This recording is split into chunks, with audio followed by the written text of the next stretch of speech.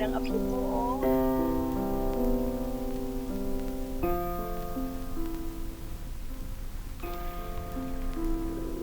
Alright, dearest Grandma, it's been a while since we've last spoken, but I just wanted to wish you a happy birthday.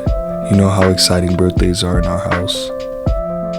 By now you would be turning 74. I'm not always good at writing letters like these, but as it is your birthday here, I wanted to take the time to recognize you and your impact on my life, to acknowledge our relationship and the relationships and friendships you had with those who loved and still love you, to recognize your legacy and what you've left behind for you to be alive, even crossing into the next life. Grandma, you were the gateway to my creativity, my ambition, my culture, meeting Jesus. I remember vividly how you so enabled me to strive in my arts, and doing so for the goodness of our Creator. The times where storytelling was your way of giving me another perspective of life, and how communicating in Tagalog was your way of showing the importance of identity and heritage. I miss that, your tender heart, someone to run to.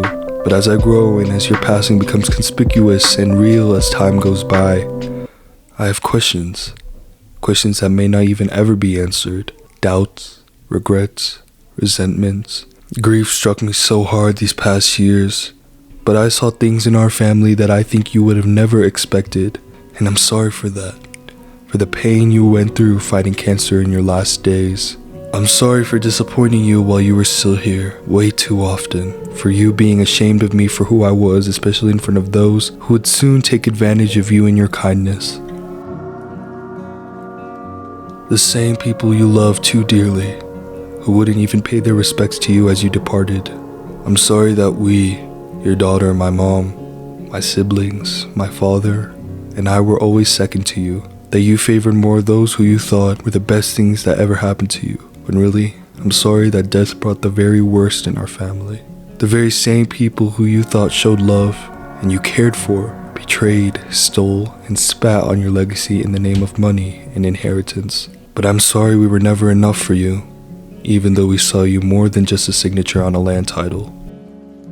I'm sorry that I kept silent too long about how I felt about you, assuming that expressing one's pain and how one truly feels about someone older than them and confronting them about it broke the unspoken cultural rule of respecting the elders. But most importantly, I'm sorry that I wasn't too masculine enough for you, that my voice was too high-pitched for those same people you wished to please, the ones who were soon to seek and steal the fruits of you and Grandpa's hard work without a single thank you. I'm sorry that there was always something I did that immediately offended you, that I didn't play basketball but rather danced to music on a Saturday afternoon. And I deeply apologize that you comparing me to my cousins, the only grandchildren that were only perfect to you, was your way of saying I love you. But I just want you to know that I forgive you, and we love and miss you still. I see you in me today, the person who I am, my morals, my responsibilities, not just in my family but as a follower of Christ, someone who strives to work hard, then triumph. Look at me now, Grandma. I'm stronger than I was ever before, but we will continue to fight, to give you a voice in this world even after this life, for your legacy and work to not be tarnished by those who you expected to have your legacy and hard work to be carried on by. Sadly to find out, it was always about the money all these years. Don't worry, we're here for you.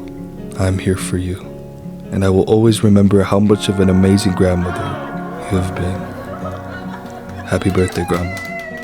Sincerely, your fourth oldest grandson, Ethan Gonzales.